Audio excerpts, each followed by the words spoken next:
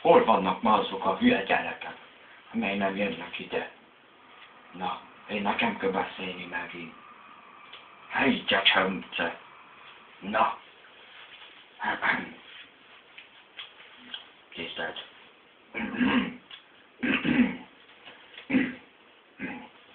Tisztelt. Hölgyeim és uraim. Az az igazság, hogy mi, magyarok, nem tudunk intézkedni.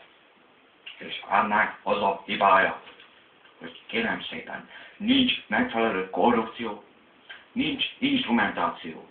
Ez a kettő szorosodik össze az igazságot. Ez az igazság.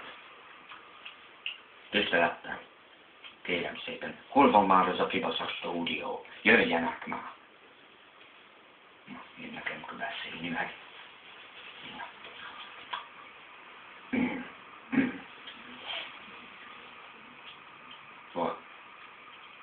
Én tisztelem, becsülöm azokat, akik mellém állnak, a Fidesz pártra szavaznak, és persze segítséget adnak, nyújtanak, én is tudok segíteni.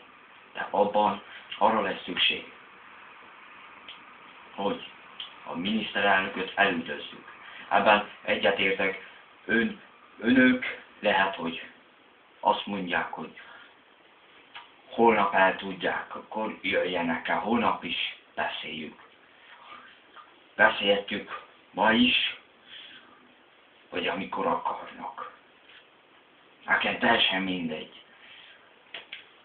Az igazság, hogy kellene egy jó miniszterelnök, és ehhez én lennék a megfelelő. Én tudok tanácsolni korrupciókat, meg mindent, nem iszom, nem dohányzom. Ennyit tudnak mondani, más nem. Köszönöm az együttműködést. Viszlát.